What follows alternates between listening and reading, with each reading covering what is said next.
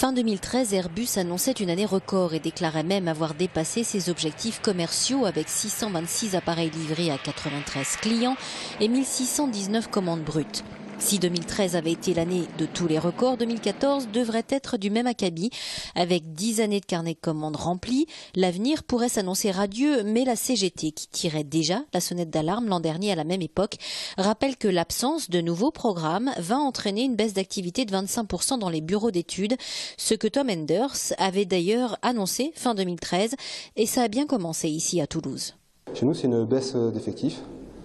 Constante depuis le début de l'année 2014 qui va correspondre à une baisse du chiffre d'affaires avec Airbus. On a une baisse du chiffre d'affaires d'Airbus qui est d'environ 12%. Et on voit que les effectifs sont calés pour arriver à une baisse équivalente sur Toulouse. Et c'est plutôt les CDI qui sont terminés, donc soit par des missions, plus ou moins contraintes, soit des ruptures conventionnelles. Un peu pareil, et puis soit on pousse les gens à la mobilité, et puis s'ils refusent, comme ils ne respectent pas la clause de mobilité de leur contrat de travail, ils seront licenciés, quoi.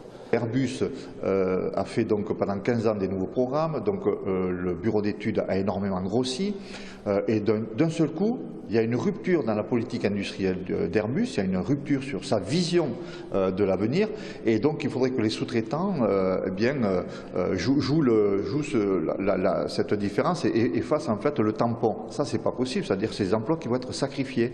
Et au sein d'Airbus, c'est pareil, on a beaucoup embauché au sein du bureau d'études, et aujourd'hui, on ne sait plus quoi faire des ingénieurs. Et pourtant, de nouveaux programmes, il y en a dans les tiroirs. D'après la CGT, l'amélioration du programme A380, le Beluga version 330, l'A330 Neo et surtout l'ATR 90 places, projet sur lequel les concurrents Embraer ou Bombardier ont déjà bien avancé. Au fond, ce que demande la CGT, c'est qu'Airbus poursuive son leadership sur l'innovation. D'après les syndicats, l'avionneur a une grande responsabilité sociale par rapport à sa stratégie industrielle. La CGT dénonce une vision du futur en berne. Autre fait pointé du doigt aujourd'hui, l'augmentation de 50% des 10 plus gros salaires d'Airbus.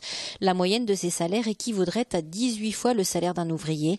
Les syndicats demandent toujours la tenue d'états généraux de l'industrie aéronautique pour faire le point sur cette situation de l'emploi très rapidement.